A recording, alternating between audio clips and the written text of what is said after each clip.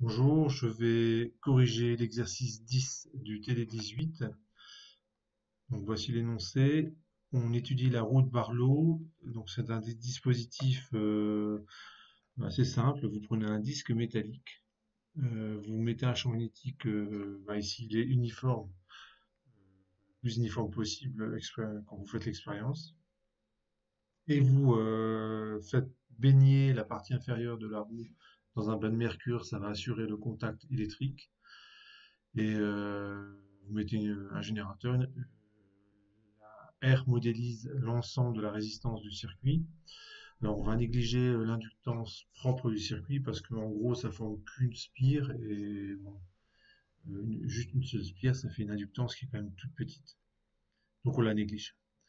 Alors les questions dans l'ordre, ça va être de placer le repère, sur le circuit, et ensuite de calculer la force de la place et la force électromotrice, et ensuite d'en déduire.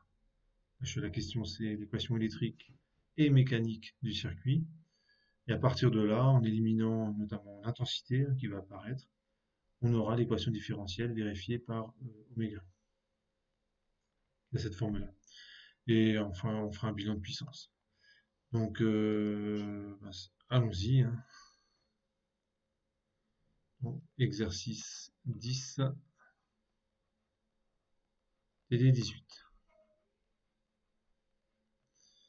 Alors, question petit a, donc on a la roue de Barlow, comme ceci. Le champ magnétique, il est vers vous. Vous avez le circuit électrique, donc vous avez une partie résistive.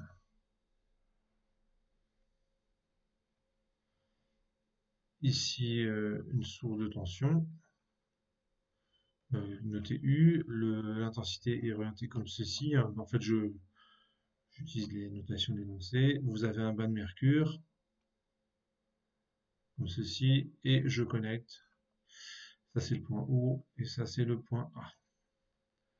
Et on vous dit que le courant il passe suivant les pointillés. Il va directement de O au point A.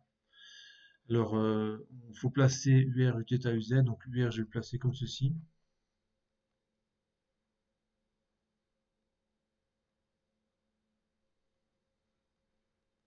Uθ comme ceci. Et UZ, voilà, je vais le mettre à côté pour ne pas surcharger la figure. Il est comme ceci.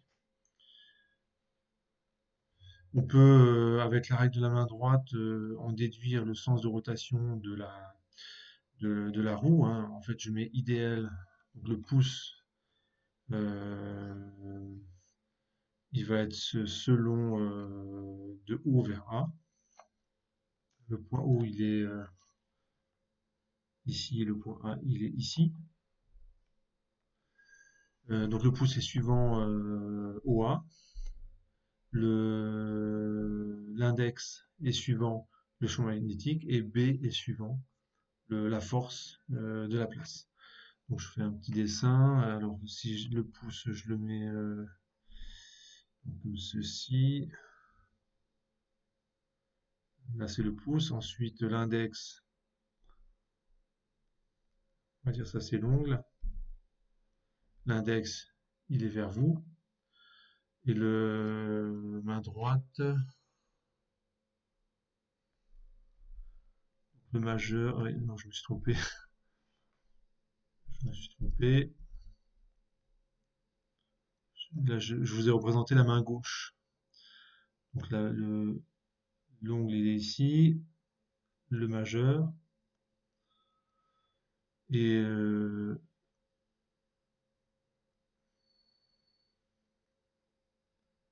les autres doigts de la main. Donc idéal, il est suivant le pouce, qui est ici. L'index, il est là, et le majeur, il est là. Donc la force de la place qui s'exerce sur le segment OA, hein, on vous dit que le courant passe de O à A. La force de la place, elle est dans le sens,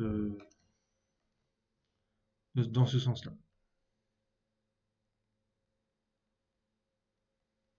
Donc je mets allez, de FL pour un petit segment D2L. Alors je ne représente pas parce que ça va surcharger la figure. Il faut imaginer, ouais, si je représente un petit segment D2L du circuit. Euh,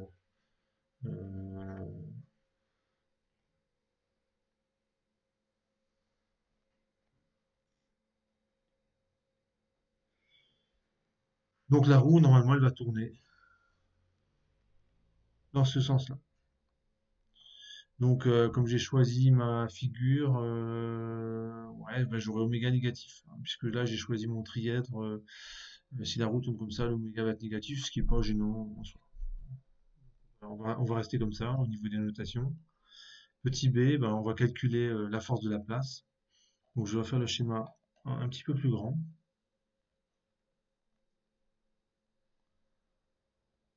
Ah, je représente juste la roue, le point O qui est ici, le point A qui est ici,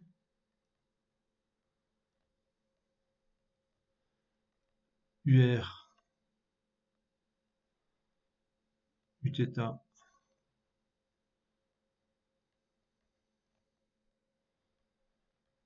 et UZ qui est comme ceci.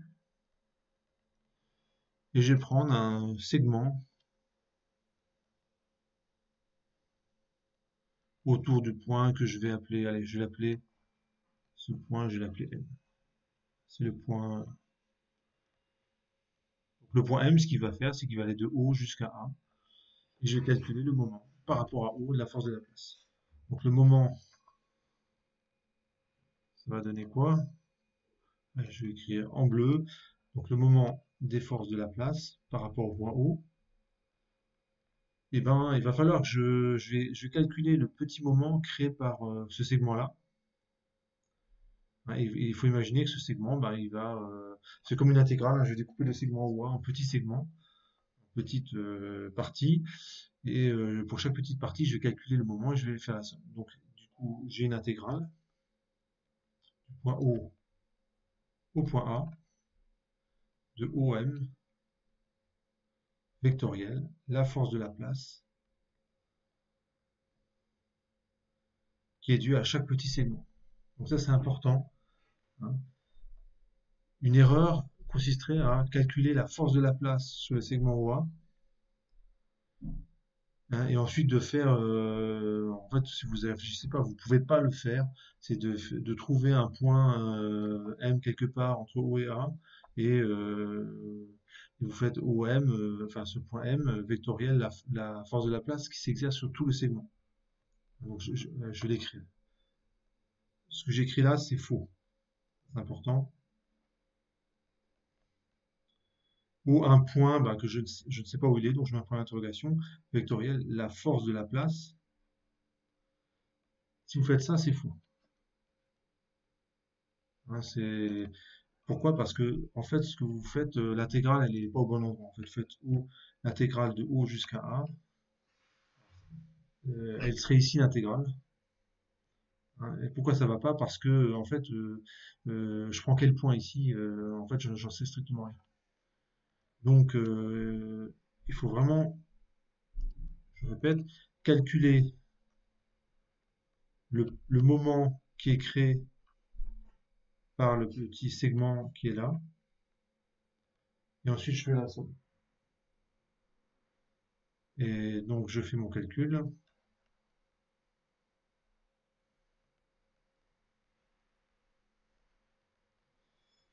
Alors, ça fait R de R, 0 suivant Eθ, 0 suivant EZ, vectoriel.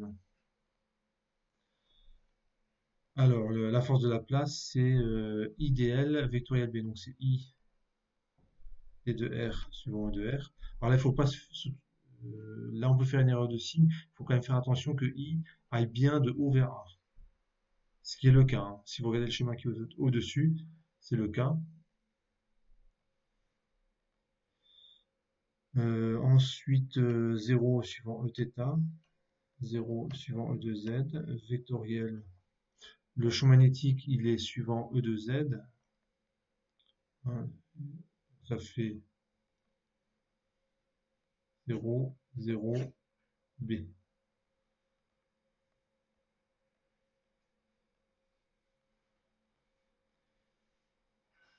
Donc, je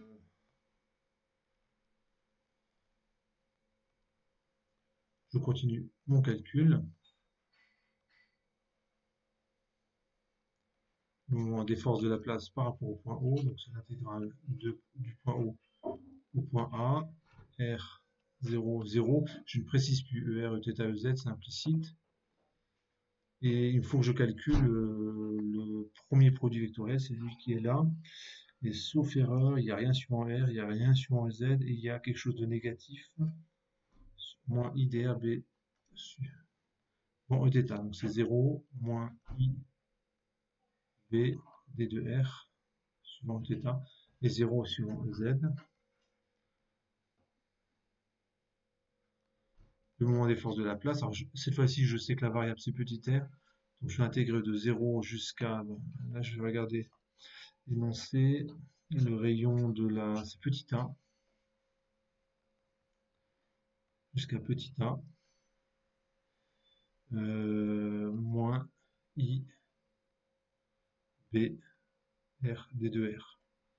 C'est suivant E de Z.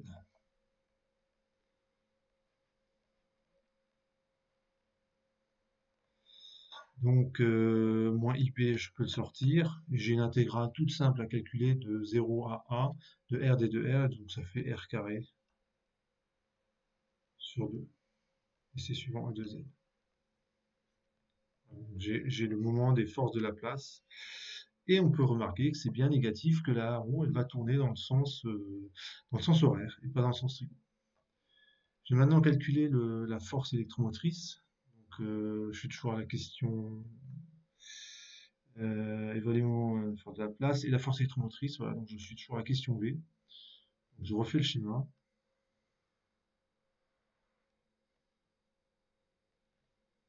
Le point O il est là, le point A il est là.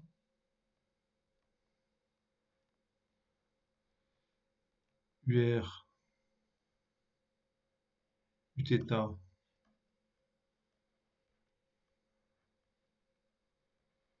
UZ. Et ce qu'on va faire, c'est que on va calculer le champ E OA, c'est VA moins VO. C'est l'intégrale de O à A de D de V.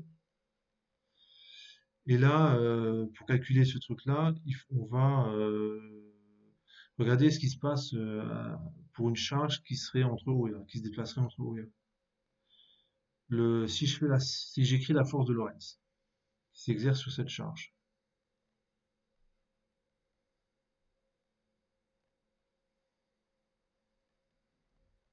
Donc s'exerçant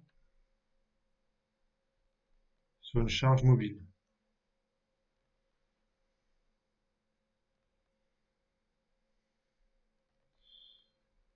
La force de Lorentz, pas confondre avec la force de la place, hein. C'est deux noms différents. Donc c'est la charge de notre Q, donc c'est E plus V vectoriel B. Et dans un conducteur parfait, ça vaut 0.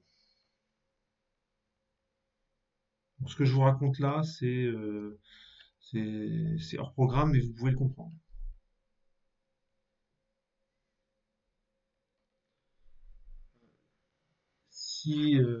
Notamment si vous avez un électron, ça ne peut pas donner autre chose que 0. Parce que si ça c'est non nul, les charges, surtout les électrons, se mettraient tout de suite à se déplacer à une vitesse vertigineuse, voilà, avec une masse très très petite. Donc c'est forcément 0.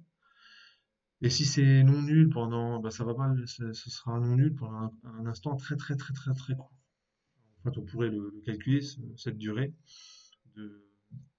Donc on peut affirmer que ça vaut 0 dans un conducteur parfait. S'il y avait une résistivité, c'est-à-dire que si les charges avaient du mal à se déplacer, ça changerait un petit peu l'expression, mais on arriverait quand même au même résultat, je vous rassure. Là, je fais ça pour simplifier, hein. Donc le champ électrique, c'est moins V vectoriel B.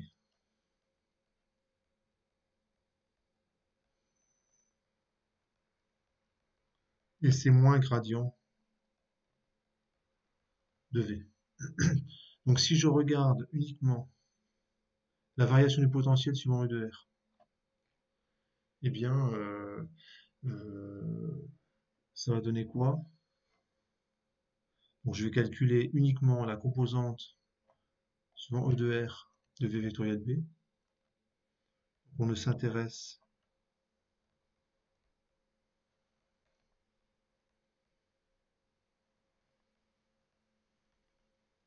à la composante suivant E de R.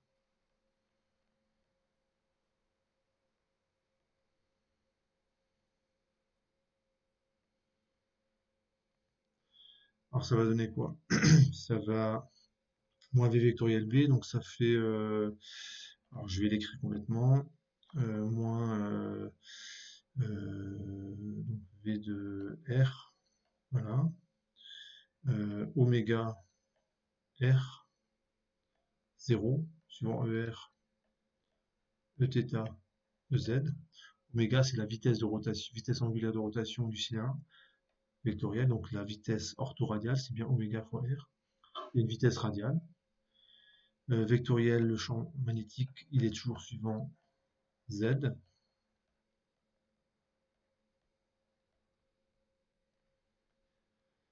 Et ici, je vais uniquement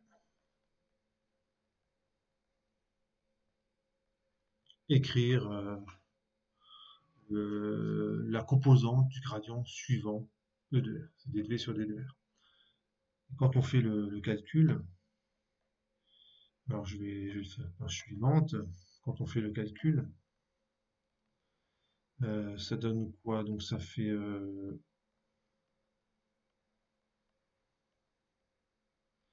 je vous fais remarquer que le signe moins qui est là et le signe moins qui est là, on peut les simplifier. Quand on fait ce calcul, ce produit vectoriel uniquement selon E de R, ça va donner oméga R fois B. Oméga R B. Donc finalement,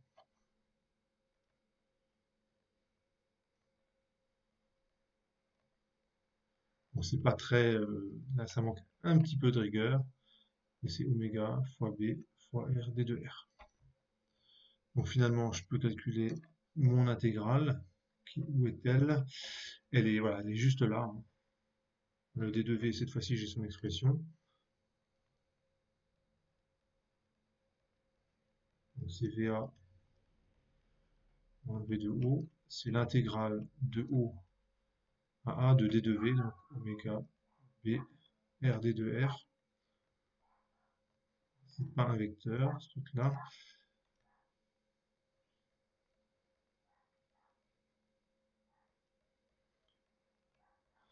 Alors, quand je remplace le point O et le point A par 0 et petit a, oméga B R d de R. Alors, oméga B, c'est les constantes. Donc ça, hop, je peux le sortir de l'intégrale. Donc ça me simplifie un peu les calculs. Et ça donne oméga fois B. Et l'intégrale de R d de R de 0 à A, bon, là, je vous laisse faire le calcul, hein, ça fait ça. Oméga B A carré sur 2. Donc, je vais l'écrire ici. Donc ça, c'est la deuxième partie de la question B.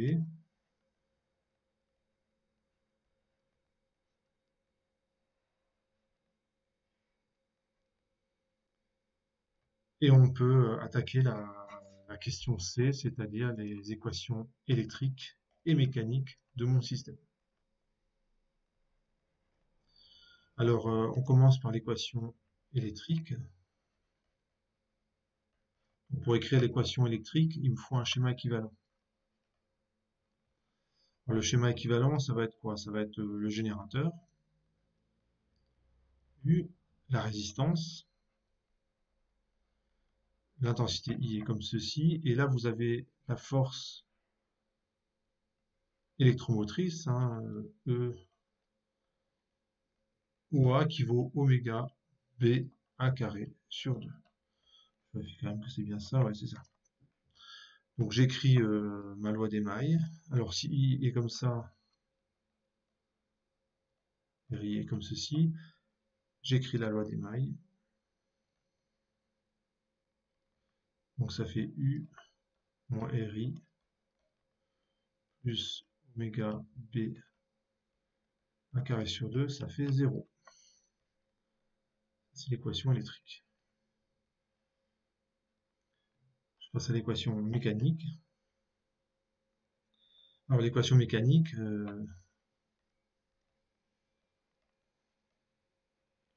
va être assez simple. Vous avez un solide en rotation autour d'un axe fixe. Donc c'est J oméga point. Ça fait égal au moment des forces de la place. Le moment des forces de la place, je l'ai calculé ici. C'est moins IBR. Je me rends compte que c'est pas R, c'est petit a. Erreur là. Ici c'est petit a. Moins IBA carré sur 2.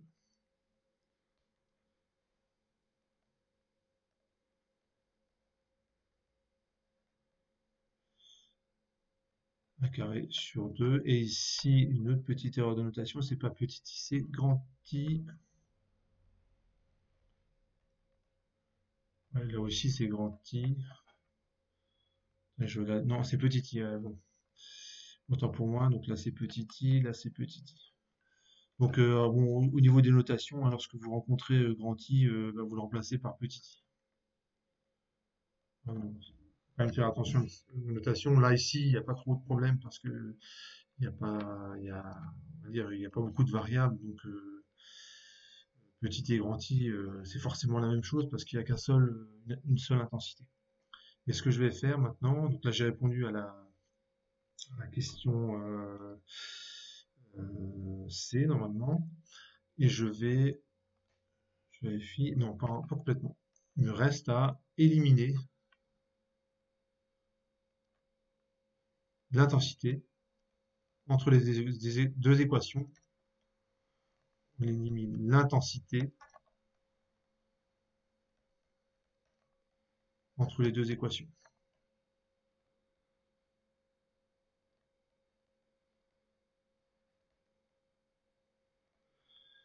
Alors, ça va être plus facile de ce côté-là. Donc, l'intensité, c'est moins J, c'est moins 2J sur BA carré.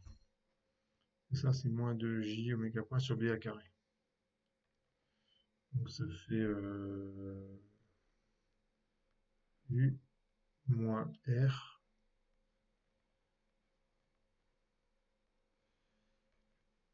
plus oméga B A carré sur 2, ça fait 0.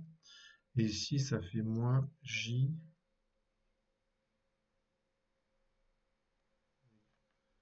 moins 2J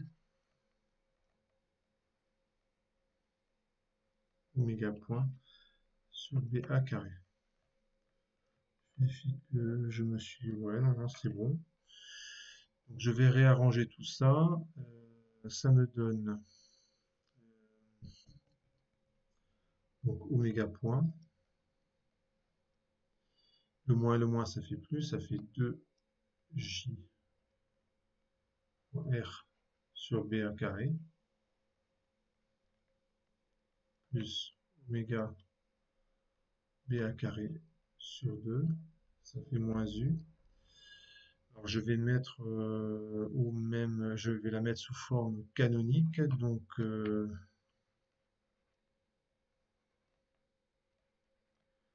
c'est la forme canonique. Donc on fait apparaître un coefficient 1 devant le oméga point. Donc je vais diviser toute l'équation par ce truc-là. Donc ça fait oméga point fois 1 plus oméga B carré A puissance 4, puisque je multiplie par B1 carré sur 2GR, donc ça fait 4. J R, ça fait moins U B A carré sur 2 JR. Donc voilà, on a ceci. Je vais la réécrire en faisant apparaître oméga limite. Dans l'énoncé, comment s'appelle-t-il? Ouais, c'est oméga limite, oméga L. Et un temps caractéristique. Ici, on va identifier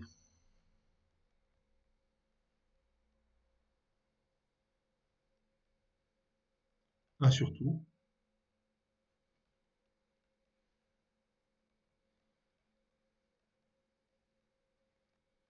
Donc, taux, c'est 4 JR sur B carré à puissance 4.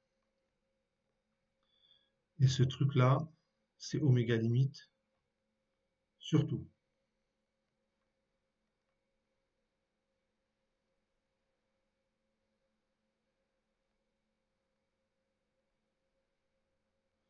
On identifie oméga limite sur tout. Donc j'en déduis que un taux, je vais écrire ici, 4 JR sur B carré à puissance 4.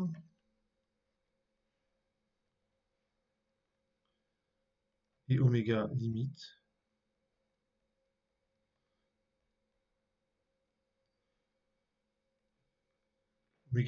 donc c'est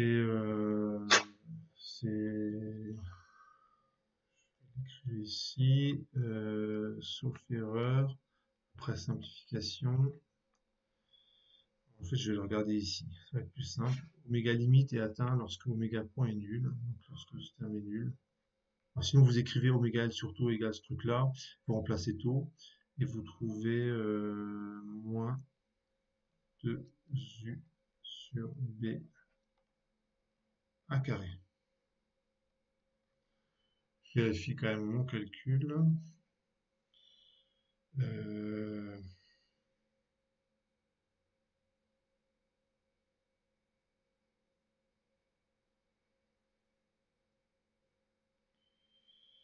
donc ça fait les JR simplifiés. Ouais, donc ça devrait être ça. Je pense pas avoir fait d'erreur.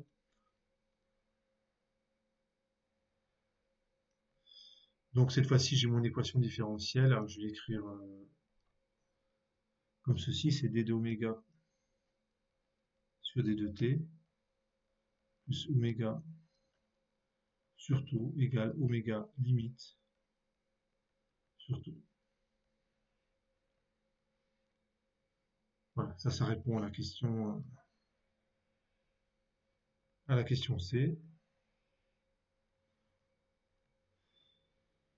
Et on donne la solution de l'équation. C'est ouais, une grosse question C. Mais voilà, vu comment écrit l'équation différentielle, ça va aller très très vite. Je vais commencer par la solution. Je vais étudier l'équation sans second membre. Oméga 1 de t, c'est de la forme a exponentielle moins t sur tau. La solution particulière,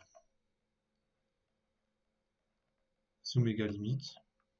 C'est évident, hein. Si vous prenez oméga point égale 0, vous cherchez une solution constante, ça marche, et c'est oméga limite la solution. La solution générale, c'est oméga de t, c'est oméga limite plus a exponentielle moins t sur tau. Et ensuite, les conditions initiales en jaune. Oméga de 0, c'est 0, sauf erreur. Voilà, on prend oméga nul initialement. Donc finalement, bah, ça fait, si je continue mon calcul, vous trouvez A qui vaut moins oméga L. Donc finalement, oméga de t, c'est égal à oméga limite 1 moins exponentielle moins t sur 2.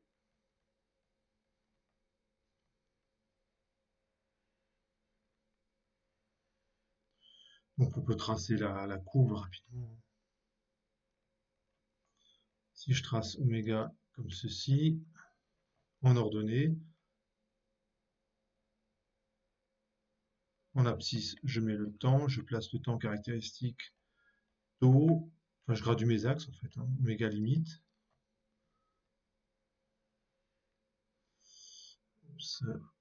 La droite n'est pas très droite.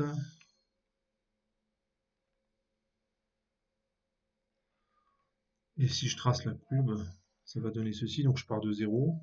Hein, donc j'étais initialement à 0. Ensuite je trace tout, du coup il m'a placé.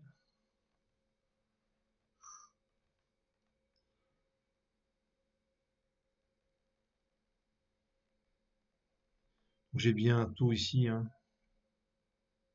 au niveau de l'asymptote infini, hein, elle est là.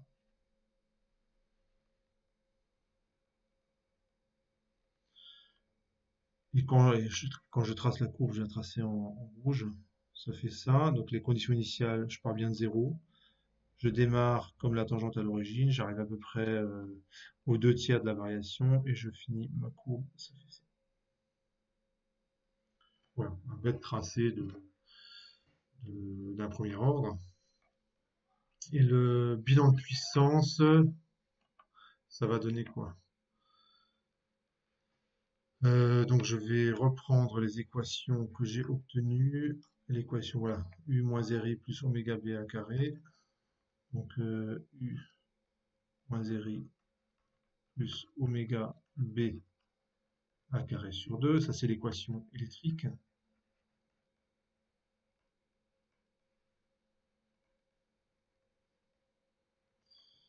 Ensuite j'ai l'équation mécanique. Donc c'est j oméga point c'est égal. Alors j oméga point c'est égal. Voilà, c'est moins ib à carré sur 2. Moins ib à carré sur 2, ça c'est l'équation mécanique. Et pour le bilan de puissance, il suffit à partir de ces équations d'écrire des équations en puissance. Donc il suffit de multiplier ici par une intensité. Et ici on va multiplier pour avoir une puissance par oméga. Ah, puisque c'est un couple, ce truc-là, hein, qui s'exerce sur l'axe. Si je multiplie par oméga, j'ai bien une puissance. Donc, alors si on fait les calculs, ça donne quoi? Ça fait U fois I moins RI carré plus oméga B à carré I sur 2 égale à 0. Et ça fait J oméga point oméga égale moins oméga B à carré I sur 2. Et ce que vous remarquez, c'est qu'il y a deux termes qui sont identiques, ces deux-là, et c'est par ce terme-là que se fait le couplage. Hein, il y a du oméga et du I ensemble, et c'est par ce terme-là que se fait le couplage. Donc ce que je vais faire, je vais simplement éliminer ce terme entre les deux équations.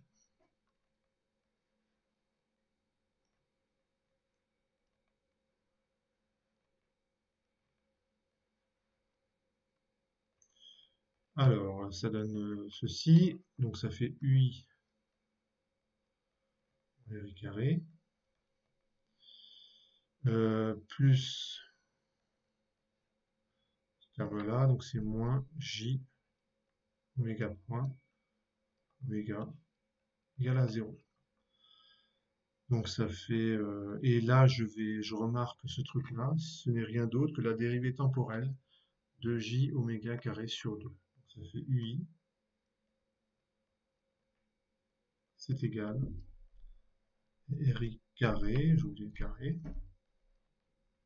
plus la dérivée temporelle de J oméga carré sur 2. Ça, c'est mon bilan de puissance.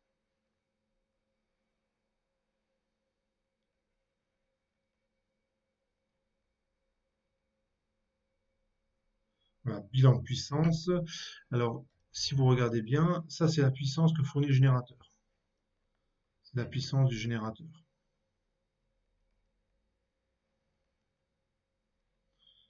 Là, vous reconnaissez évidemment l'effet Joule. Et ici, vous reconnaissez l'énergie cinétique de rotation, J oméga carré sur 2, et sa variation temporelle. C'est-à-dire que quand J oméga carré sur 2 est constant, bah, ce truc-là, il est nul, et il n'y a pas de variation. Donc ce que veut dire, c'est que lorsque le générateur fournit de la puissance, une partie est dissipée par effet Joule, ici, et la partie qui n'est pas dissipée par effet Joule, elle sert à faire varier la vitesse de rotation de mon moteur, de la roue de Barlow. Voilà comment on peut interpréter ce bilan de puissance. Donc normalement, j'ai répondu à toutes les questions. Si on regarde, et écrire et commenter le bilan de puissance. Voilà, donc j'ai fini l'exercice.